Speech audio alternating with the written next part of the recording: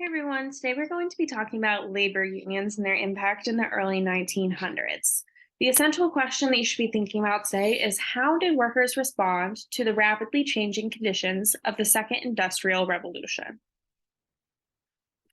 If we're in class, I'd like to have a discussion about who has a job or anticipates getting a job in the next year. What are some rights that you know that employees have, and why do they have these rights? Some things that I would anticipate people talking about could be like non-discrimination clauses, such as people of all ethnicities, cultures, religions, genders, all should have an equal chance of getting any particular job. There's also, for example, maternity rights. So you can't not hire a woman because you feel like she's in a place in her life where she might be getting pregnant soon, things like that. So during this lesson, we're going to talk about the purposes of labor unions. This was supposed to say, what do you predict could be the purpose? Based on this cartoon here, we're actually going to dive into this cartoon in a little bit more detail on a future slide. However, we've got 8 hours for work, 8 hours for rest, and 8 hours for what you will. So one of the purposes of labor unions is going to be helping people to establish a work-life balance. We'll also discuss the unions as well as union strategies and examples of their strategies or strikes that they hosted. Here are some photos of working conditions during the Industrial Revolution. Is extremely dangerous is the overarching theme here.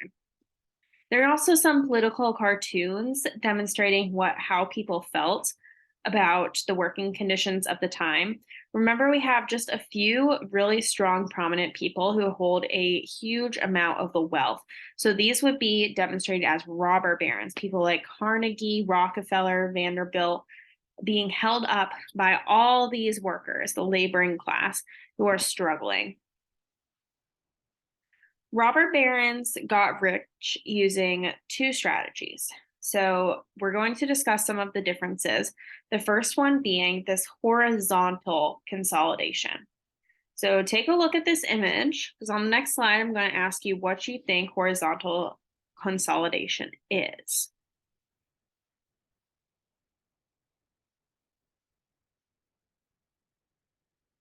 You should have had some background information about horizontal consolidation. So think to yourself, what do you think it was? What do you remember about it? Or vertical? Horizontal is when a company buys up smaller companies that sell the exact same thing that they do. So they're buying up their competition. For example, John D. Rockefeller's larger company, Standard Oil, bought smaller oil companies. I want you to think to yourself what could possibly be some tricks to remember the differences between horizontal and vertical consolidation. So horizontal is going to be when they're buying companies that sell similar products. We also have vertical consolidation. So you have the supplier companies are buying parts that are needed to produce the good that they're ultimately producing. Let's see if this is going to word it a little bit better. When a company buys up smaller companies that go into the production of their product, like the ingredients and transportation. For example, Andrew Carnegie bought mines, transportation companies, iron facilities, all so that he could control every part of his production and sale of steel. Would you personally use this as evidence that Carnegie was a robber baron rather than a captain of industry? Why or why not? I want you to think about that. That's an opinion question, but remember, if you state that one of these people who had a lot of money and power during this era was a robber baron, you would be saying that you think that they were negative, they were not good for society, they shouldn't have had that much money, that kind of thing. Now, part of this business consolidation also has to do with this idea of survival of the fittest. Probably heard this term in your biology classes. I would like you to think back and try to explain that term. because in history, it's going to apply to this idea of social Darwinism. This is a term that scholars use to describe the practice of misapplying the biological evolutionary language of Charles Darwin to politics, the economy, and society. Many social Darwinists embraced laissez faire capitalism and racism. They believed that government should not interfere in the survival of the fittest by helping the poor, and promoted the idea that some races are biologically superior to others. The ideas of social Darwinism pervaded many aspects of American society in the Gilded Age, including policies that affected immigration, imperialism, and public health. Imperialism is the overarching concept of the next unit. If any of you know what imperialism means, take note of that. It's actually one country trying to have excessive influence over another country. Let's take a look at this video on social Darwinism because this is going to be an extremely key concept as we go into next unit. During 1865 to the 1900s, social Darwinism was used significantly to encourage human competition, to oppose intervention in the natural human order, and was the idea that humans compete for the struggle of existence. Charles Darwin, an English naturalist and geologist, contributed much of his research to the theory of natural selection, also known as survival of the fittest. While many social Darwinists saw competition among different individuals and groups as an ordinary component of human evolution, it was also used politically to advocate laissez-faire capitalism, political conservatism, imperialism, racism, and to discourage reform and intervention. The main idea of social Darwinism is that the status and privileges enjoyed by the wealthy and powerful members of society are the results of their personal characteristics and traits evolving through natural selection.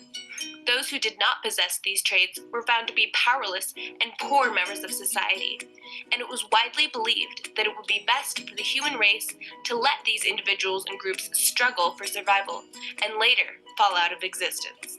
The belief that the small percentage of the wealthy at the top were the more evolved class of people was significantly advocated by Herbert Spencer, William Graham Sumner, and Andrew Carnegie. Herbert Spencer argued that social programs designed to aid poor people worked against nature. In support of Herbert Spencer's belief, William Graham Sumner, a liberal American social scientist, believed that the humans who were the most fit became the most successful. Whoever had the necessary skills to prosper would be the ones who would rise to the top. This included brains, talent, and hard work. In agreement with both Herbert Spencer and William Graham Sumner, Andrew Carnegie applied Darwin's survival of the fittest to society by arguing that a free market economy and non-interference by the government would allow for the fittest to evolve. The richest men in the country at the time, also known as the robber barons, were perfect examples of this idea. Men like Carnegie, J.P. Morgan, Rockefeller, and Vanderbilt came to power through their wise investments in the economy and later controlled a large part of it. Through hard work and perseverance, Andrew Carnegie embodies a true rags to riches story and is the true definition of social Darwinism. He came to the United States as a poor immigrant who used his connections and investments to work his way up the social ladder and into the robber barons as a successful owner of the Carnegie Steel Company.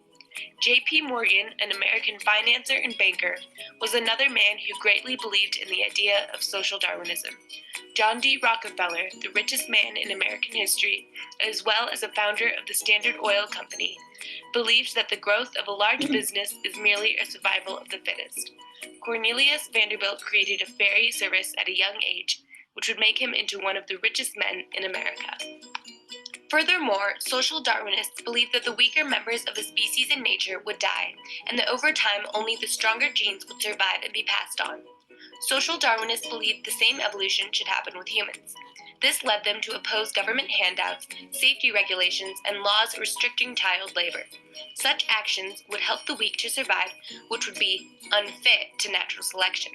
In short, Herbert Spencer, William Graham Sumner, and Andrew Carnegie, along with most if not all Darwinists, believed that they were rich and empowered because they were superior human beings in the evolution process.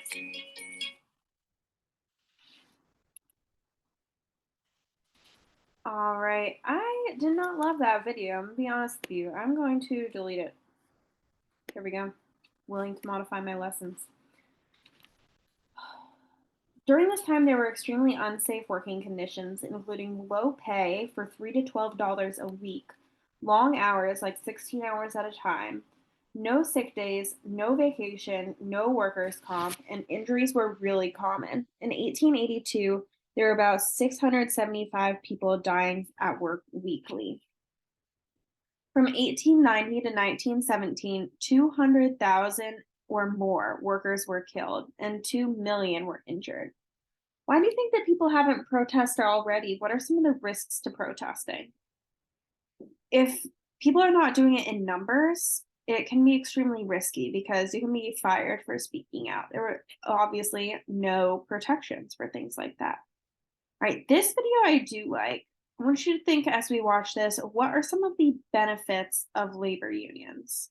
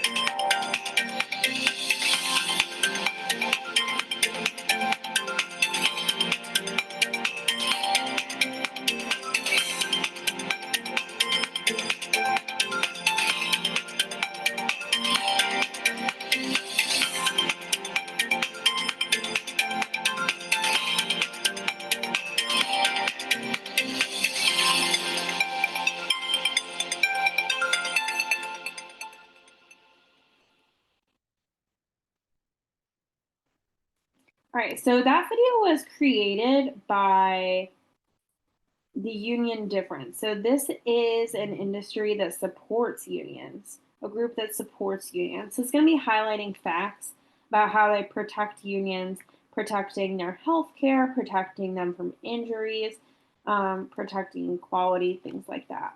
Let's check out what the background To most of the us, labor Labor Day movement. means time off from work, maybe a barbecue to mark the official end of summer. But how much do you know about what inspired its creation? The labor movement. The labor movement started around the Industrial Revolution, a time in the late 19th century when America exploded in size and wealth. Advances in technology created manufacturing jobs, and people moved to cities to work in factories. But it wasn't the workers getting rich. It was their bosses who raked in big profits by paying low wages for long hours. Fed up with big business, industrial workers created unions to fight for better conditions. Unions are the backbone of the labor movement. But what exactly did they accomplish? Well, for one, you can thank the labor movement for your work-free weekend. In the late 1800s, the average American worked as much as 100 hours a week. Unions held strikes to demand shorter work weeks and an 8-hour workday to make time for family and relaxation. The most famous strike, the Haymarket riots, happened in Chicago on May 1st, 1886, with thousands of people taking to the streets, and their voices only grew louder from there. The labor movement also protested child labor. Remember those black and white photos of children with dirty, sad faces wearing overalls and beanie caps? Those kids weren't playing outside, but they were working in factories. In 1881, unions demanded that businesses stop hiring kids under 14. And slowly but surely, measures against child labor caught on around the country. Eventually, all those protests got results. In 1938, Congress passed a law called the Fair Labor Standards Act, which set the 40-hour work week, regulated child labor, and set standards for minimum wage and overtime pay. In the 1930s and 1940s, workers were also able to negotiate health benefit plans from their employers. Though union membership is on a decline today, it's undeniable that the labor movement forever changed the way Americans live, work, and even relax. To most of us, labor. If you lived in this era, do you think that you would have been brave enough to join a labor movement? Why or why not?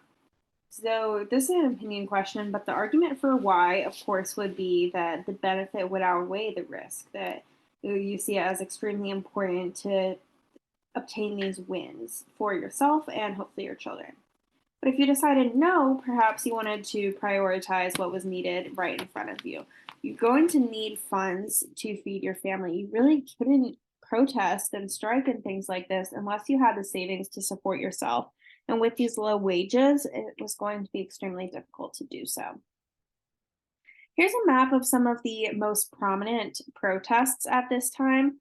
I'll read just a few of them. The Haymarket Affair is one that you will need to know. In 1886, a bomb explodes at a labor rally, killing 7 police. 4 labor leaders are later executed despite lack of evidence. In 1894 was the Pullman Strike. About 14,000 troops attacked striking railroad workers, killing 30. And in 1892, the Homestead Massacre. Steel workers strike to protest a wage cut. 7 people are killed in a clash with state militia. Labor unions are an organization of workers formed to protect the rights of workers, such as better pay and working conditions. What are similarities and differences between labor unions now and then?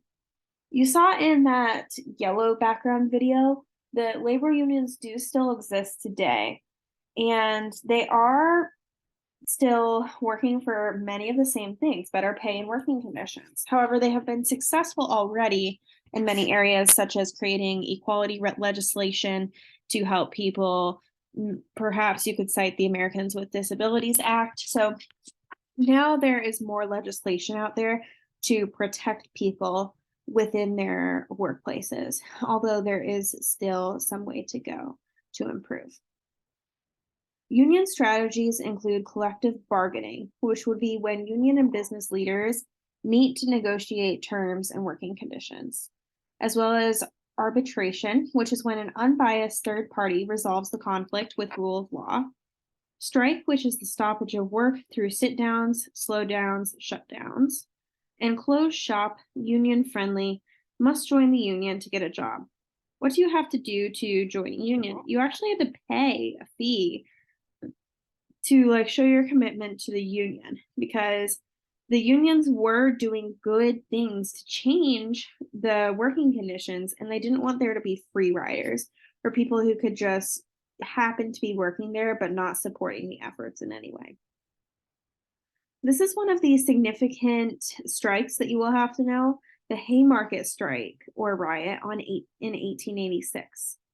On May 3rd, outside the McCormick factory in Chicago, Union leader Albert Spies encouraged striking workers to stay calm and continue to strike for an 8-hour workday. As his speech ended, the factory shift bell rang, and Unionists attacked workers going into the next shift. Police opened fire and killed 4 demonstrators. Next day at Haymarket Square, Albert Spies and other Unionists held a vigil for the dead Union workers. The police marched on the crowd and told them to go home. Gunfire started on both sides, and then a bomb was thrown, killing 6 police officers, a total of 7 policemen and 4 workers dying in the riot. After the riot, Spies and other Unionists were arrested and sentenced to death. Power and influence of unions were greatly diminished. Anti-immigrant sentiments spread toward Germans and Bohemians. Why were people willing to die to support their union? They knew this was a risk going in. But some people believed in this movement so dearly that they were willing to sacrifice themselves to support it. If you can make changes at your current job, what kinds of changes would you like to see? This is an opinion question, but is meant to encourage you to think about how even today, corporations and employers are not perfect, and there's still room for improvements and things that people are willing to strike for. Here's the picture that I said we would look at closer later. We have here 8 hours for work, 8 hours for rest, 8 hours for what we will.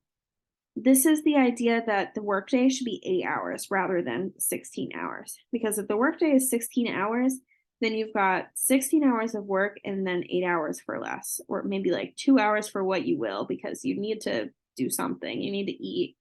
You need to care for yourself to a very basic minimum and then maybe sleep for 6 hours. So it was not allowing for much time for people to really operate and take care of themselves. This is a video about the Haymarket strike that I just talked about on two slides. By the 1880s, the United States was going through major political, social, and economic changes. Industry was growing in scale, and innovations in manufacturing were leading to the production of more goods and services. Factories needed workers, and more workers crowded in the cities, causing conflicts between businesses and workers within these industrial centers. One of these cities was Chicago, home to McCormick Harvester Works. For years, the McCormick family had been locked in a battle with the heavily Irish faction of the factory's workers who were in a union and would often strike over wage cuts.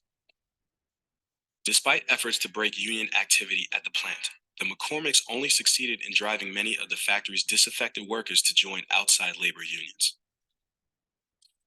On May 1st, 1886, Chicago unions were among those participating in a general strike to limit the workday to 8 hours, in an age where working 10 or more hours a day was commonplace. 2 days later, violence erupted between union and non-union workers at the McCormick factory after union workers discovered those who crossed the picket line had been given the 8-hour workday. During the skirmish, the police intervened, leaving 2 workers dead and others wounded. On May 4th, a mass meeting was scheduled in Chicago's Haymarket Square, a bustling commercial area, to protest the police brutality and the shootings that occurred outside the McCormick factory. Labor activists August Spies and Samuel Fielden, along with the political journalist Albert Parsons, were among those who gave speeches. At around 10:30 that evening, the police demanded that the meeting disperse. In the moments that followed, an unknown person threw a dynamite bomb into the crowd. Many were injured and a policeman was killed. The police retaliated. Shots were fired. Protesters were struck with clubs. By the time the crowd had dispersed minutes later, 73 policemen had been wounded. 6 of them died from injuries. 4 civilians were killed and at least 12 others were wounded.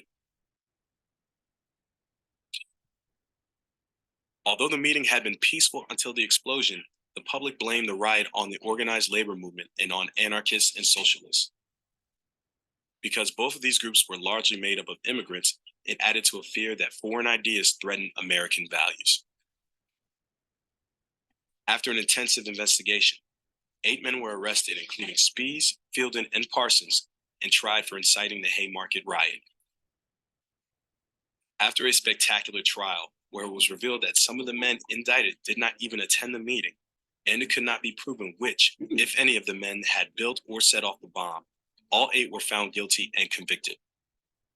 4 were executed. In the wake of the Haymarket riots, the labor movement suffered serious setbacks. Membership rapidly dwindled across the country, and for years, anti-union sentiment swept the nation. This event would serve as an example of the powerful tensions between business and workers in the industrial age.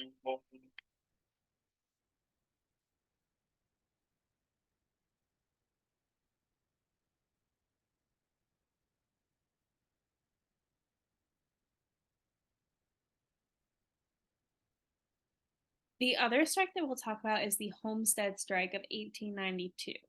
The Carnegie Steel Corporation owned the Homestead Steel Mill. In 1892, the factory manager Henry Frick tried to lower wages by 22% and increase production, which caused the union members to go on strike. Frick locked out the workers and requested 300 Pinkerton Guards, which was a private security agency, as protection against union workers. On July 6th, Pinkerton Guards arrived and fought over 10,000 union workers, around 10 to 15 deaths on both sides. State militia came in to maintain peace, and some workers came back to work due to intimidation and threats. There was an assassination attempt on Frick by anarchist Alexander Bierkman, which caused the public to turn away the support for union workers. The strike was eventually abandoned in October.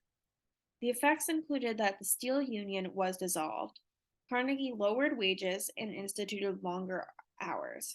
Would you say that's evidence that he is a captain of industry or a robber baron? This would go into evidence that he was a robber baron. And also, the strike inspired other workers around the world, but shows how hard it is to be successful against big business. All right, I am going to skip the questions for the exit ticket today because they are just intro, not particularly related to the material. I will talk to you soon. Thanks.